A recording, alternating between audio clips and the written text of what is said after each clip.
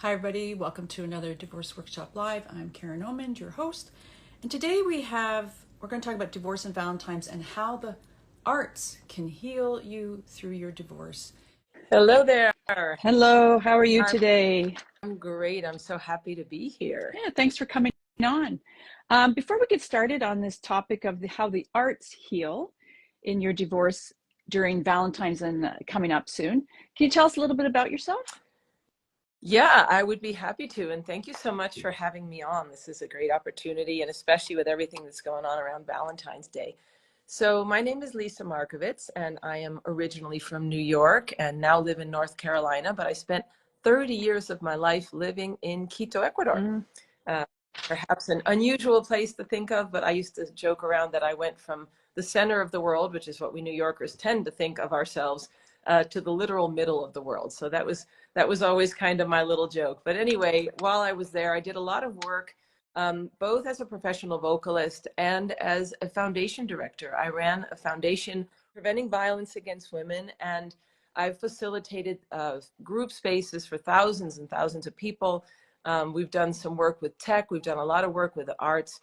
It's been a fascinating journey, and it's been an incredible thing to be of service to so many people. And in the end, I really believe that I am the one who benefited the most, and not economically, but as a person, spiritually, so much learning, so much growth, just from being able to be with so many people. And it's really fed a lot into the work that I do now. Mm-hmm.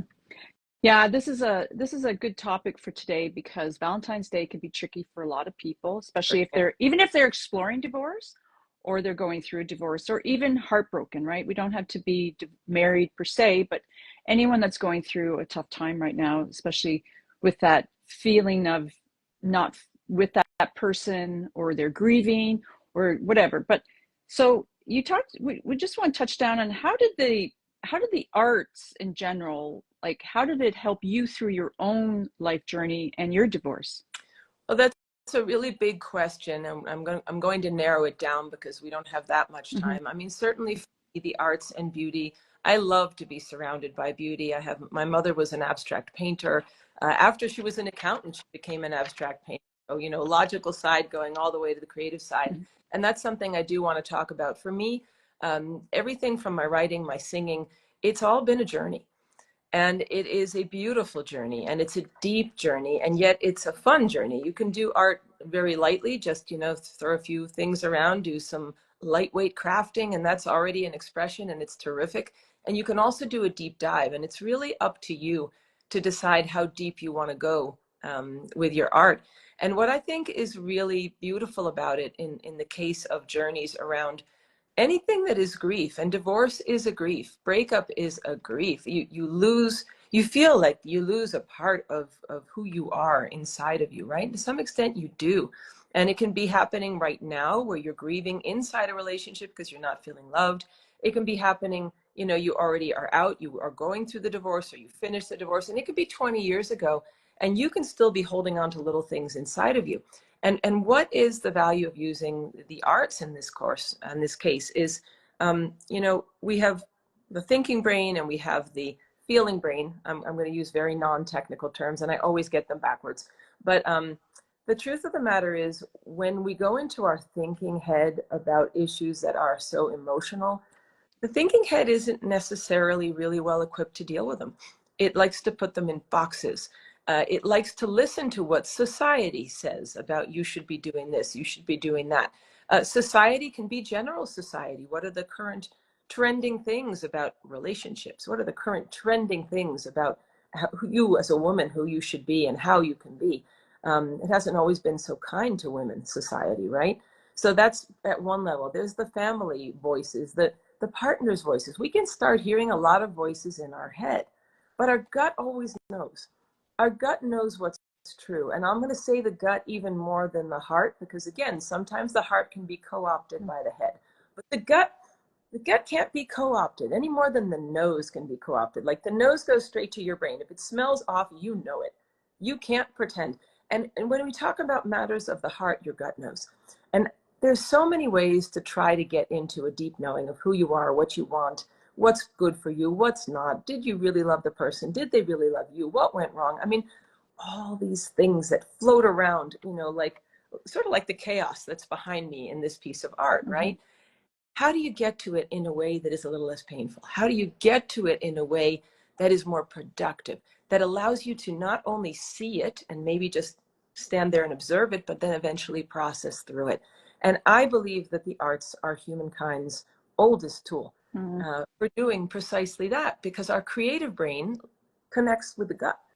So when we go out and we self-express, and whatever that means, it doesn't have to be, a beautiful product. And we don't have to sit there and judge what we painted or what we sang or what we wrote or what we danced. And there's so many different ways that we like to express ourselves, right, as human beings. But honestly, it's just that way of getting in touch with our deepest instincts, our deepest emotions, and working through them in a way that we are designed to do. And we've been doing since humanity existed. And that's why I love it as a way to work on this issue. Yeah, and I just think about the recovery process. When you're going through that first part of that divorce process, there's so much going at you. And you're really right, as you said, you're really in your thinking brain because, so to have these other type of tools, like what you offer to us is, could really help release things that we don't even maybe know that we have in some regard, Absolutely. right? Oh, absolutely. You have no idea what's going to come out.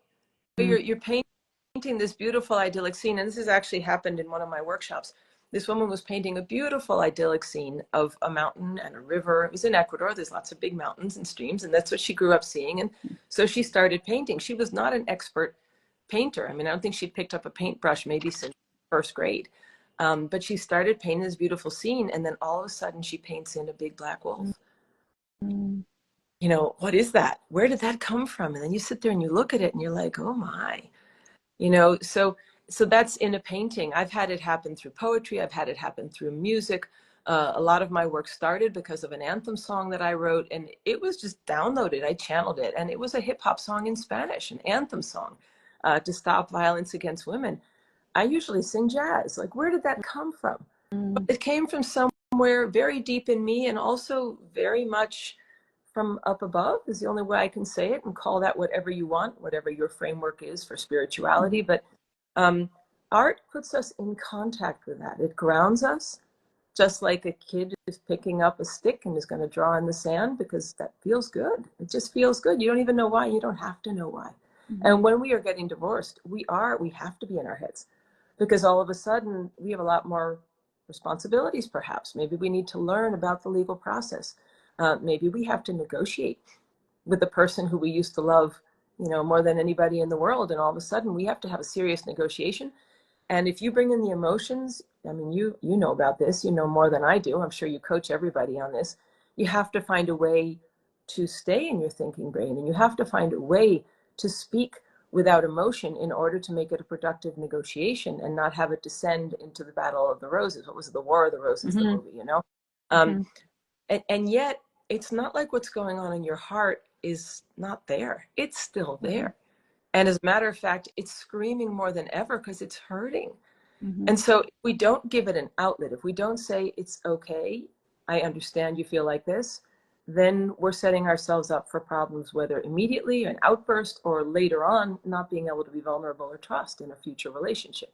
So there's so many ways that we can use the arts to support us in the kind of work that you do of coaching people through difficult divorces or breakups of any sort. It is a way to get out of our heads that are so confused and into our souls and into our, which I'm using the term gut, but it really is our soul. It's just sometimes we feel in the gut, right? So why do you think that,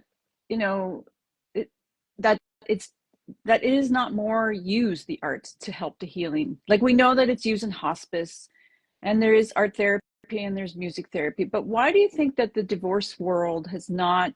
We know it's a very stressful time, even if you left, right?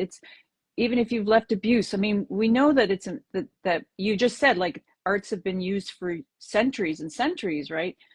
Is there a reason why do you know anything why it's not so used so much in divorce world? I haven't seen studies. So if you want a more technical researched based answer, I can't give it to you. Right. But if you let me speak with my gut and my heart, Mm-hmm. I'll share a couple things, I think. And I do think we are ripe to bring the arts back into these clinical spaces. And I do believe that we need at some level to have people with artistic tendencies, even if they're not full-blown artists. And by the way, we all have some artistic tendencies. Like I said, it's hardwired into our DNA, just like storytelling is, right? Mm-hmm. That's another art. And we all need that. You know, when you're a little kid, you need food and you need water and you need love and you need stories. I mean, these are some of the things that we need just as little kids.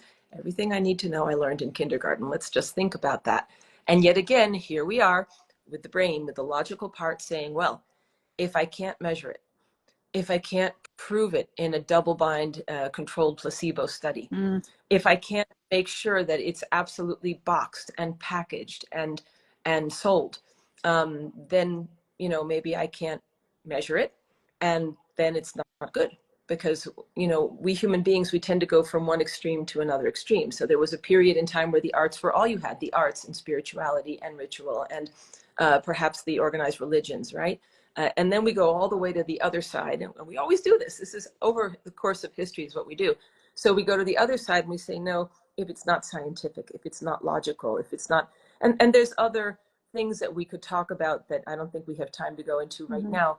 But certainly there's this one very touchy-feely side and this one very hard thinking side. And I don't actually think it has to be either or. I think it has to be both and. And I'm right smack in the center, which is sometimes a hard place to be in today's world because we like our extremes and, you know, they make for better sound bites. But if you look into your heart and you say, you know, when I think about my relationship and I think back to that incredible date when I fell in love, there's almost always going to be music, or there's going to be a dance, or there's going to be a food, or there's going to be a smell of his cologne, or something that moves our senses. And what moves our senses best is art. And it may not move our brain as much, but it moves our senses. And those senses are what I believe needs some more support than what is being given in the current, not just the divorce landscape, but in general. It's creating more humanity. It's creating more space for reflection. It's creating space for growth. So why isn't it used? I also think people are, again, if they don't feel that they're an artist, they think maybe I can't do this. And I beg to differ. I think we all have it inside of us. And a lot of my work is to help people find ways that makes it easier for them to step into that space and use art for themselves. And again, it doesn't matter what comes out. You don't have to be an artist. You just have to allow yourself to be creative and to self-express and to do it without judgment on yourself. Yeah, you're not just talking about art like as in painting. We're talking about the arts, right? So you're talking about music, like writing lyrics, poetry. Could it be dance, like movement? Sculpture, recycled art, craft, go into the kitchen, make your garden as art, whatever is creative to you, whatever brings out your self-expression. And again, no judgment, certainly no judgment by me. I'm no one to judge. And really there shouldn't be any judgment of you to yourself. And I think that's where we are the toughest judges is, you know, let's whip ourselves a little bit more. Oh, I'm getting divorced and they told me to paint a painting and it didn't come out well. You know, that's not, I'm being sarcastic, of course, and I'm exaggerating, but that's really not the point of this. The point is to give permission to hold space for people to say, wait a minute, yes, I need to be logical. I need to use the thinking brain to get through all the steps, but my heart knows what I really want. My heart knows who I am. So my heart can allow me to establish parameters of what is safe for me and then place some limits around that. And I think that is so important for any healing process. And I will especially talk about divorce, where again, all of our limits have been breached because we allowed someone into our most personal space. And usually we did it willingly if we got married, right? So we did it willingly, and now we're having to question all of that. And it's so painful. It's so painful. So how can I now place a limit with the person that I allowed into all of the spaces that perhaps I didn't want somebody else to see? And now I got to put them out again. So how do I know where to place that limit? And of course, if there are kids involved, even more so, you know, how far can I place the limit and still function in a relationship with that person, in terms of dealing with our children.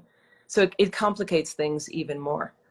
Do you find that makes sense to me? Do you find that at the beginning, maybe at the acute part of the divorce, to do art, would that be the best time, or would it be a little bit later? Like, when is everyone's unique, we know that, but when can they start exploring some of these art stuff to help them? Well, I think it depends on each person, as you just said. Every Mm-hmm. person is absolutely unique, and they know what their journey is. And some people you might say, hey, pick up a paintbrush, and they'll be like, you got to be kidding me. I got to deal with da da da da Mm-hmm. da.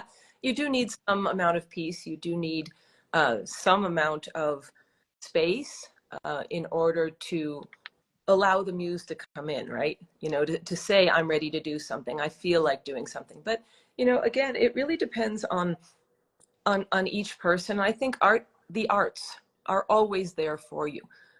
Whenever you want to do them, they are there. And I personally have designed my work around, you know, for helping others to make it so that they can do it whenever they want it, wherever they want it, so they feel safe, so they can be ready to feel brave, right? Mm-hmm. It's stepping out of your comfort zone. It's stepping, perhaps, maybe you haven't done art since you're a kid, and you're like, oh, how is that going to help? Or I don't want to do that, or I'm afraid, because again, we're self-judging even before we pick up the paintbrush or write a single note or dig a hole in the garden. What if it doesn't go right, you know? So I can't tell you that there's a specific time. I do think that it's not going to be your first priority if you are in the midst of learning the legalities and trying to find a home, and you know, it's probably not going to be right then. I just where I live in North Carolina, we just went through Hurricane Helene, which is a once in a thousand year storm, and people desperately need help on working through the trauma of the storm. Mm-hmm.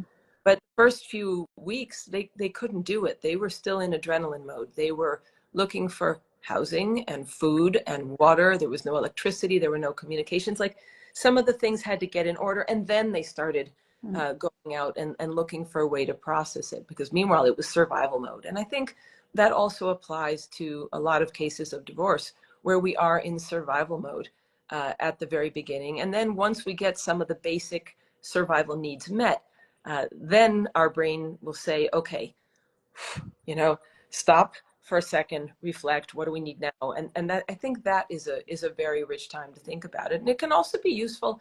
Like I said, you know, I have women who've worked with me who say, 20 years ago, I had a very difficult relationship. I got divorced. I'm now in a wonderful marriage, and I'm having trouble being trusting and being fully vulnerable. And there's clearly something, it's that big bad wolf, that big black dark wolf Mm-hmm. that this woman on the painting. You know, I thought I was over it. I thought I was through it.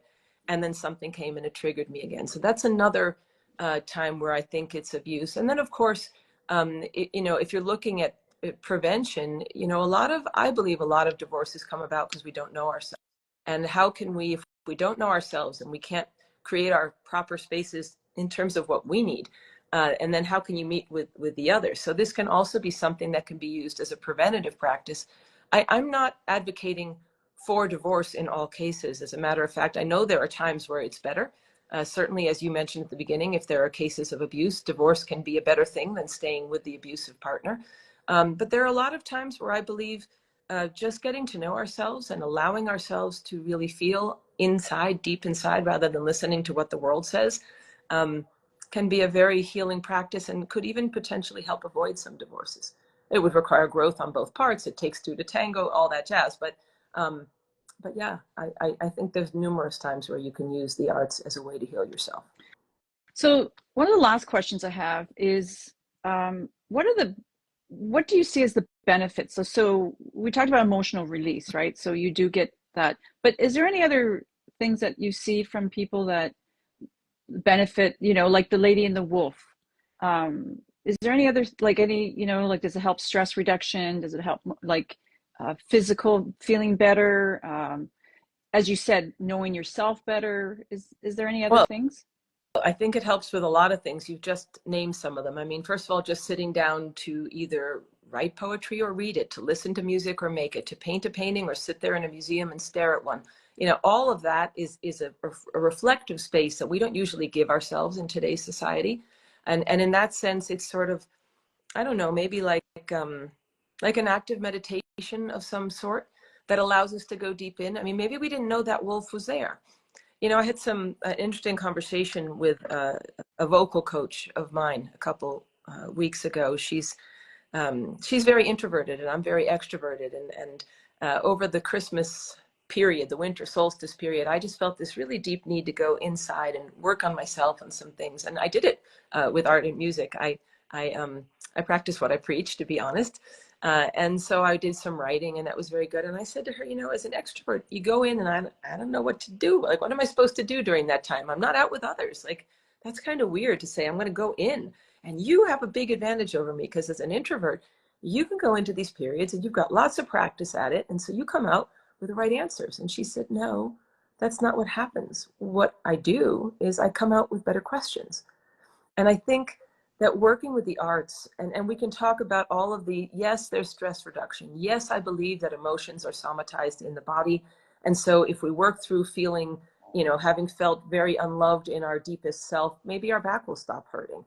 Maybe we will not break a toe because we're not avoiding taking steps forward. I mean, we could go into all of that kind of stuff. But what I'm really looking at is I'm saying that it opens up an opportunity for a more truthful reflection that bypasses what the mind wants us to think. It's not what you want to think, it's who you are and what is. And I think this is one of the easiest and most gentle paths to getting to that universal truth. And really, I mean, what are the advantages of finding some universal truth, right? I think this is a much deeper conversation. Can it create better health? Yes. Can it lead you into, I don't know, a new relationship, but on healthier ground? Can it lead you into a new career because you all of a sudden realize, well, no wonder I was so miserable. I'm doing this, that, the other, and I didn't like it.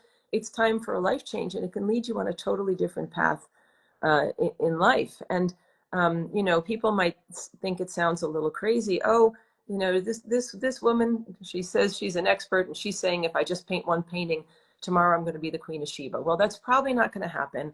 You are going to need to do a lot of work, and the brain will be required. The logical brain will have to implement so many things, whether it's learning to manage your money or start a business or get past your tech gremlins or have really difficult boundaries that you set with your kids or your friends or lose some people in your life, that you're going to have to walk through the space where there are a lot of dark wolves.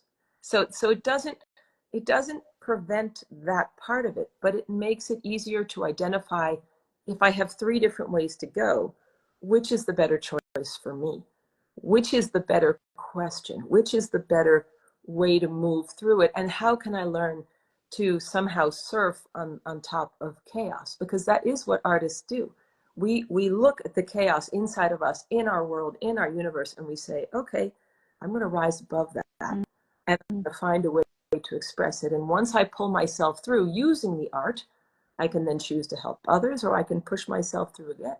And the song that I wrote that I told you about that started a lot of my work, I really feel to this day, I wrote it, let's see, we're in February of 25. It's been 13 years since I wrote that song. And I still to this day feel that that song was sort of like me taking a fishing rod and throwing the hook way out into the ocean and having it reel me into it. And that's something that I could never have done with my conscious mind. That is something that we can only do when we connect with intuition. And as I said, whatever you consider to be a higher power, because we can't see it with a conscious mind. It goes far beyond that. Mm-hmm. So would you say then, is it like, you know, you said person do one painting and they think, okay, that's it. Is it kind of would you say it's a practice? It is a practice. It is a journey. And it can start and it can stop. And sometimes we have more time and sometimes we have less. And sometimes we make it more of our priority and sometimes we make it less. I mean, you know, if you have 3 kids to get out to the bus every day, you might not have time to sit down and paint a painting in the morning. And you may not have it for 2 or 3 months, but then all of a sudden, one day your muse will strike. Mm-hmm. Your muse will come in and your muse is going to say, oh, right now I've been like sensing this thing. It's been coming. It's time to get it out. Mm-hmm. And that act of getting it out is really, really powerful. How many people have dreams of a business or a piece of art, or in any sense, a piece of art doesn't have to be a painting, it could be anything, but and you just think about it, and you think about it, and you think about it, and you're like, I'll get to it eventually. And it's never your priority. But that's actually your soul calling to you. And if you pay more attention to it, it will help you in everything, in how you feel, in how you look, in the energy that you are giving to yourself and to the world. It will change your relationships. When you change yourself, we can only change ourselves, Karen. We can't change the other person, but we can change ourselves. And this is one of the most powerful ways that I know to do it. It does not, it does not substitute for traditional therapies. Those all have their absolute value. They have been also researched. I can spout research. I can tell about what we did in a foundation. I can tell you that 100% of the women who worked with us, with community, with art, with music, they wanted to repeat. They wanted to learn how to do it for others. A lot of that knowledge, it was what I brought into what I've created now. But they mostly said was, we love the fact that you have these methodologies that are based on this theory and that theory, but what we really want is self-expression. We want the opportunity to create. And it's a deep human instinct. That's all I can say. I just think like we go back to the beginning of the conversation, it's just to me another important tool in your divorce journey, right? That I think is often even thought of, not even thought of very well right now, right? And so that's why I'm glad you're bringing it out, because I think, as you know, the research, you've been there, you've done it, it does play a role in our healing, right? It absolutely does. And as a matter of fact, I don't think it's looked down on. I don't think that's quite the word, although society in general has its issues with the, with the different sides, as I was saying. But if you look, especially, I worked a lot on violence against women, right? That's what the foundation worked on, specifically against women and other vulnerable populations. And there were many studies. I keep remembering the pandemic, right? In Ecuador, we were really locked down for 2 years. And so we went from webinar to webinar. And I went to all these webinars of all these big international organizations working on this issue. And in webinar after webinar, they would say things like, we know that music and art can help, and we're not sure how to use them at scale. And so we're not bringing them in. And there's research on how they're using music with Alzheimer's patients. They can't get through to their brains any other way but the music. They can't do anything. They sit in their chair, but they can play what they used to play 30 years ago on the piano. There is something, like I said, we're hardwired for it. So when we talk about, is it frowned upon? I don't know if frowned upon is the right word. I think that a fear of, again, since I'm not an artist, I don't call myself an artist, let's put it that way. Since I don't call myself an artist, since I can't package it, since I can't scientifically this, that, the other, let's leave that to the side for now. But again, that's also the brain saying, let's leave the emotions on the side because they're messy. They're really messy. So a big part of my work has been to figure out how to create a way to work with the arts in a way that can be, I hate to call it packaged because each person's journey is unique to them. But in terms of creating a space and a tool and a methodology with which to be able to help lots of people, that has been a lot of the focus of my work, certainly for the last couple of years.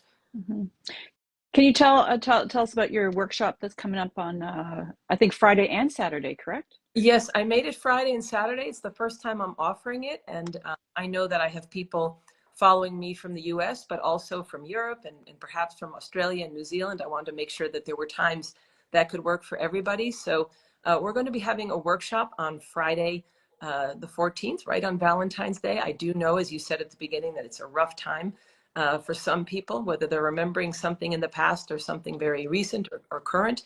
So we're going to do it Friday, the 14th at 4 p.m. and also Saturday at 9 a.m. These are Eastern Standard Time.